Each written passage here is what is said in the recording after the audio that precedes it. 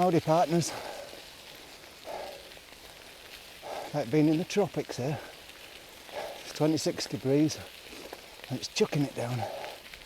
I'm out cycling.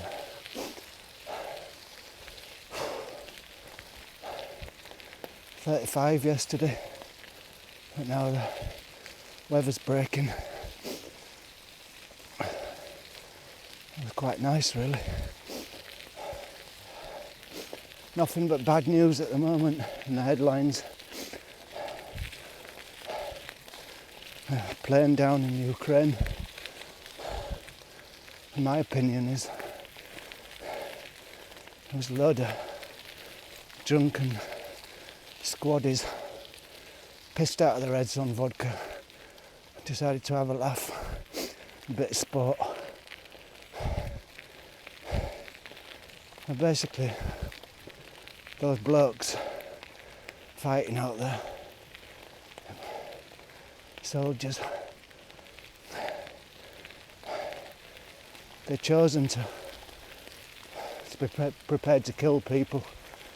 They're drilled into being able to kill people.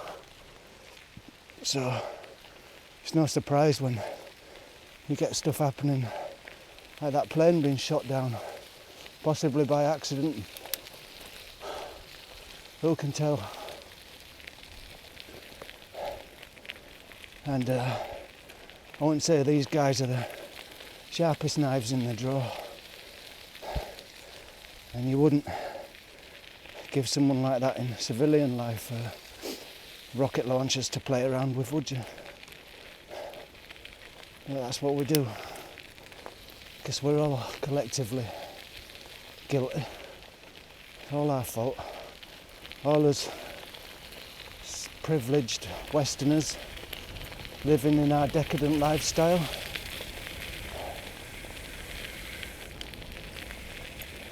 If you've got a pension, or you're going to get a pension soon,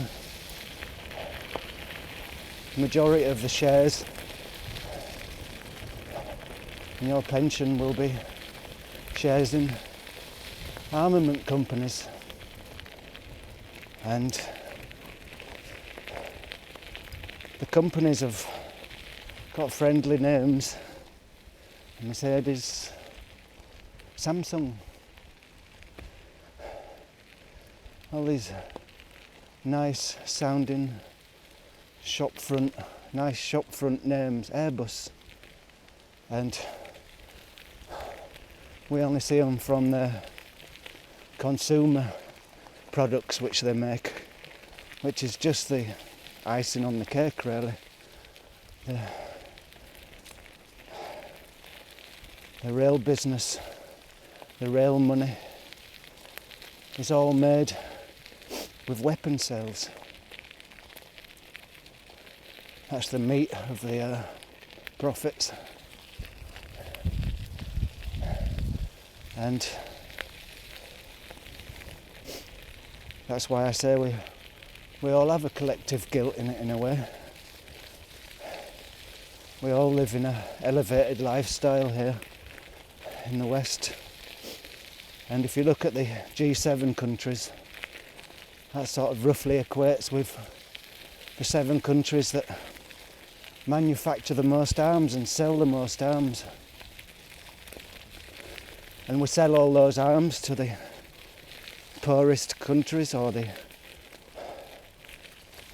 won't say the poorest countries because a lot of them have got oil, like Saudi Arabia, but they're catapulted from the 15th century to the 21st century in 100 years since oil was discovered. We've gone from being camel riders and goat milkers to people carrying highly sophisticated weapons without any of the breaks necessary. And so we can say it's all the Arabs' fault and it's all the Jews' fault, it's all someone's fault. But all those weapons you see them using, all those deadly machine guns and missiles and stuff, They're all being made in Western factories mostly by law-abiding people who would think you're crazy if you called them, if you said to them you're living on the blood of others, which they are. And a lot of us, all Western societies, living on the blood of others. And we've got a big cognitive dissonance about that. We're living in a denial kind of, thinking that our countries are so forward thinking and civilised, and all we're doing really is keeping all the wars out of our backyard, and it doesn't matter at all what's going on as long as it doesn't impinge on our lives. We're not bothered. We don't mind selling all them weapons. And you have all the old standbys, like if we didn't make them, somebody else would make them. Or there's hundreds of thousands of jobs dependent on this industry. It's just so fucked up, it's unbelievable. You get something like say cannabis, for example, that's illegal, and if you grow some cannabis plants you could get put in prison for it. But on the other side of the coin, legitimately, you're allowed to sell all these weapons of mass destruction, and respected guys and lords and respected people in offices are directing all that, and they're the good guys. And it's like a real big insanity, if you ask me. It's all insane. And anyone who stands up to say this is insane what we're doing, then everyone just laughs at them. Go on, you bleeding heart, what's your problem? Why can't they have some kind of a world council and just make all these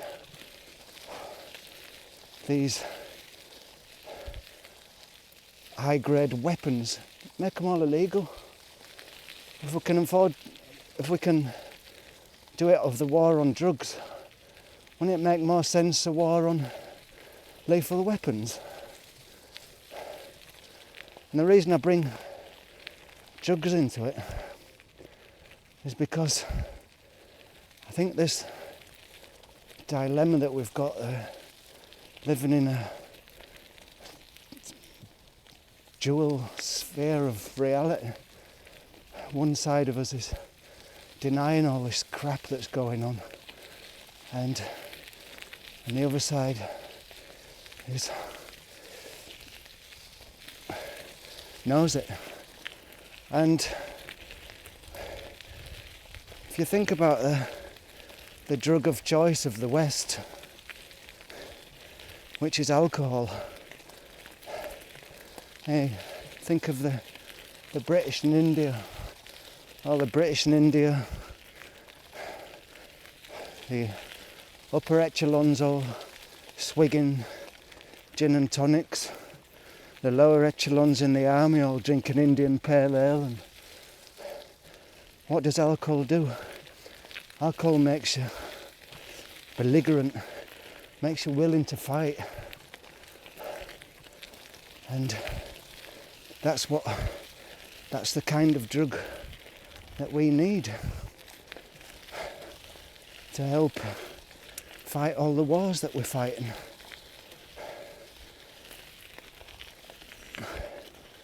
You see all this stuff going on in Israel, Gaza, all that insanity, all those rockets going off. rockets haven't been tapped out with a tin hammer on the bazaar. All them rockets and high-tech gear has been made by all the big high-tech companies who've got a big presence on the stock exchange, who have to make money for the shareholders. That's the craziness. That's the madness. And I wonder if this thing about the craziness of all this war and this connection to the drugs that are tolerated. As I said, alcohol's tolerated. But think about the Crusades. And they started it all off there 1,000 years ago. And they got to the west, to the east. And now they're all sucking on the hookah pipes, smoking hash. And the Christians all go in there with the wine and say, this is the right way, our way. And kick over the hookah pipes. And that makes me wonder if even the drug laws that we have today go back to these times when the drug of the East was hash, and they don't want that one. They're people too peaceful, they want the fighting drug. And as hash and marijuana's illegal in all Western countries, just as in all Eastern places, you've got alcohol is the illegal drug.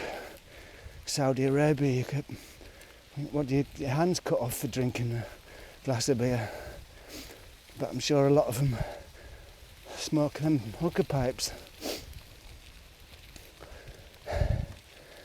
So it's all bound up with this crazy nonsense because we're all living this double life, this double way of thinking, this cognitive dissonance.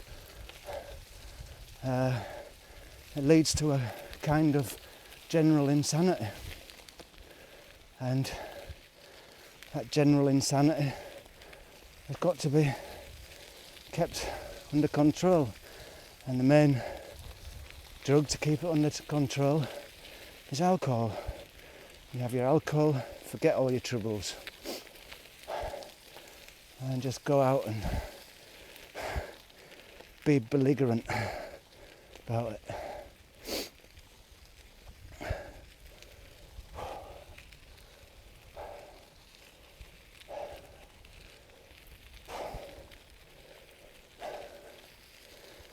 And I was reading in the Daily Mail, that's the newspaper of psychopaths. There was a little article in there about some girl who they said was addicted to cannabis, and she was smoking 30 pounds worth of cannabis a day, and she'd had too much and fainted, so they took her into hospital. That was their story basically.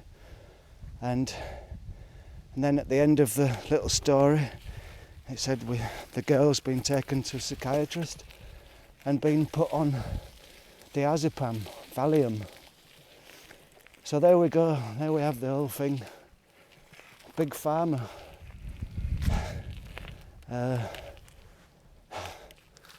Big Pharma's okay, yeah? You can take Valium.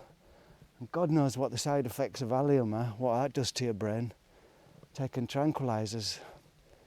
And because alcohol's too messy in society, you get all this binge drinking and antisocial behaviour in towns on Saturday night. So that's kind of been not really phased out, but now people are going to the doctors for their antidepressant pills, the happy pills, the Prozac. So everyone gets hooked on these products from another twisted industry, which is big pharma, and the whole population has to be sedated because they're all suffering from a kind of psychosis, which is all perpetrated by the media. Adverts for this and adverts for that. And this cycle of insanity gets worse and worse. When you see, say for example, the Queen or the President, and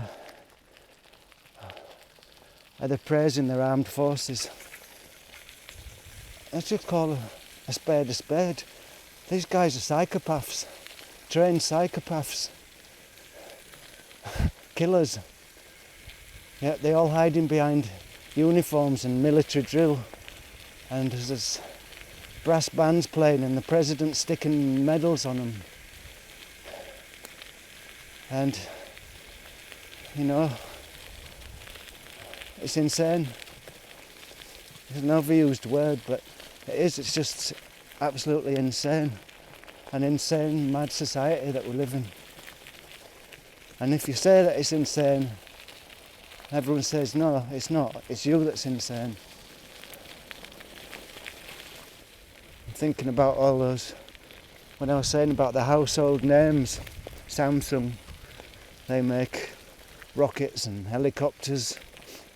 Mercedes, they make Tornado jets, jet fighters. Airbus make all helicopters, camp helicopters. You know, all the real heavy, hard gear is all made by the companies we all love. And I wish I knew what the answer was, because I haven't got a clue.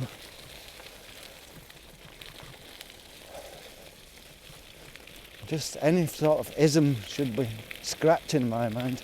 Country scrap all the countries, scrap all the religions, scrap this idiotic belief, this word called believe, believing in things that are not true, just to keep your mind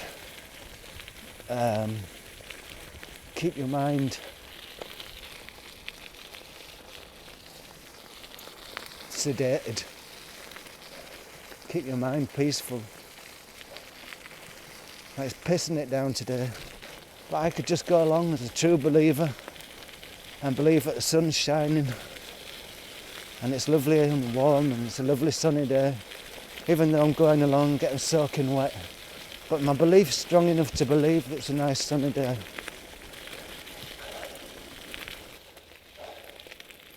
Getting on to fat people now. And no matter what people say, they can call it a glandular problem or whatever. I generally say people who are fat and obese are greedy. They eat too much. They're lazy. They don't walk around enough. And they're greedy. And I think I've got a puncture.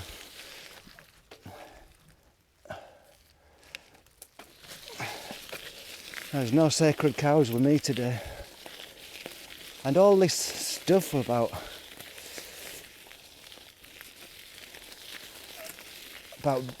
the Western world living on the backs of the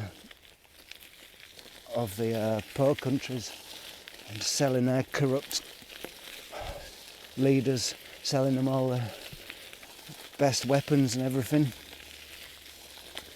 All that's all based on greed. You know, people say that evil, that's evil, this is evil. It's just greed.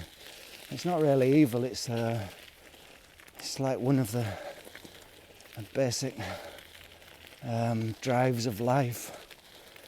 But most animals have got their territory, and the cattle chase off another cat who comes in his garden because that's his garden, and what's going on in that garden is his business and not the neighbour's cat's business. And usually the cat doesn't go into the next door neighbour's garden either, he keeps to his garden. You don't need to have the next door's garden as well, because animals are not greedy in that way. But humans are. We always want more, and either whether it be greedy for money, greedy for power, greedy for more land, greedy for more women, it's all down to greed. You know, highfalutin words for it. It's just swinish greed. And that's where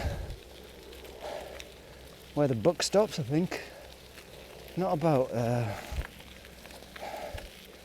evil or good. It's just about greed. And if we could somehow solve this greed problem, then maybe we'd solve the other problems.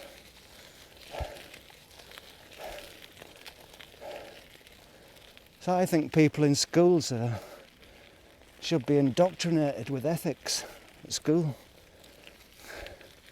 You say, oh no, that's not good. That's not good, indoctrination in the school. Well, I say it's already happening in school. Indoctrination, belief in your country, belief in your army. What's that? That's indoctrination. Military indoctrination, kind of. Why can't we indoctrinate the kids with peace at school?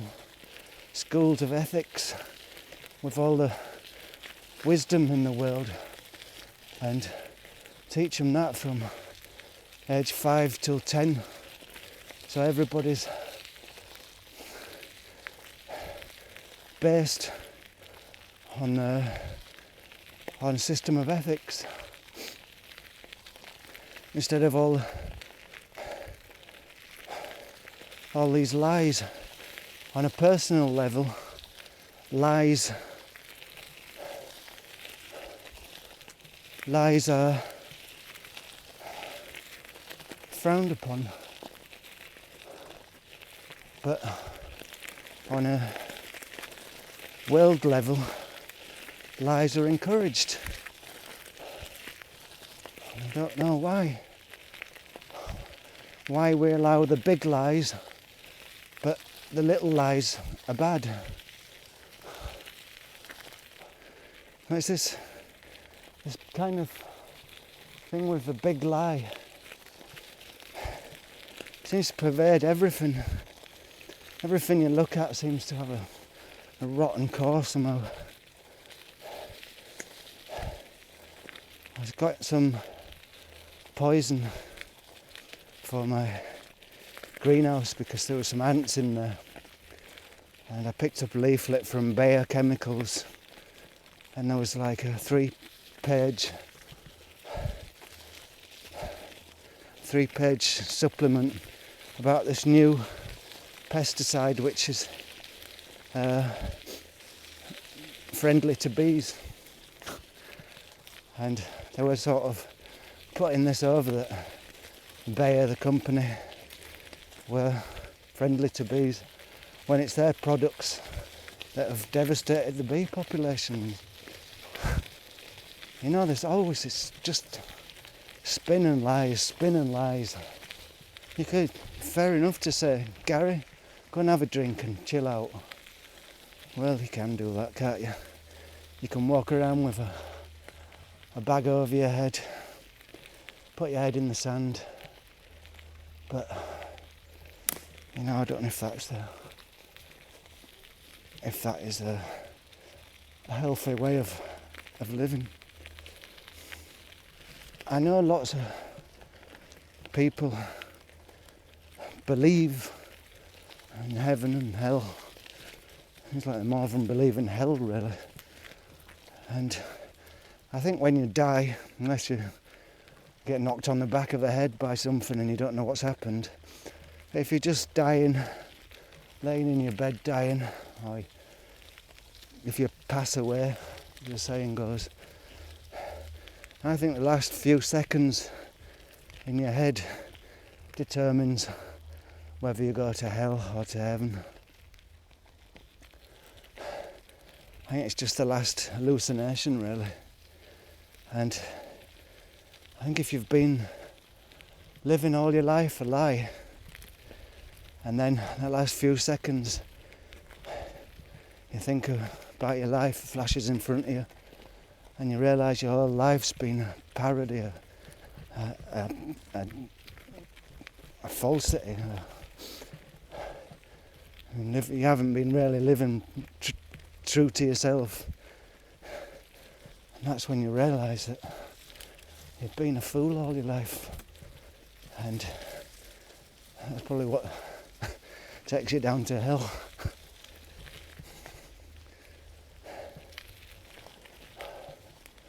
But everyone just seems to care now about, as long as I've got a shiny car and a shiny watch and a shiny wife and a shiny house, and it doesn't matter, it's just greed again. Back to the common denominator, greed. That thing that happened with the plane getting shot down, it's just I think personally, like I said before, I think it was just a very, very stupid accident. And that's how world wars start. There'll be some stupid accident one day when some deluded fool will press the button and send off an atomic weapon. You notice since that's all been blanked off in the media, you don't hear anything about atomic weapons anymore.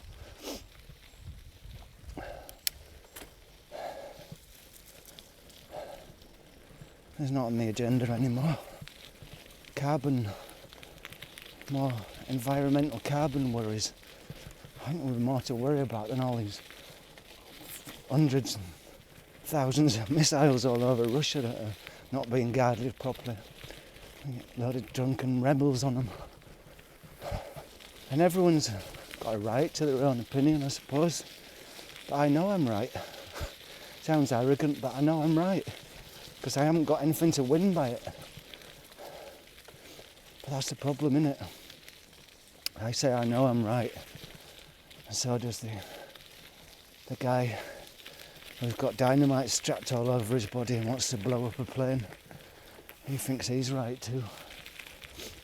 Is that a kind of mental greed as well? A greed on the truth.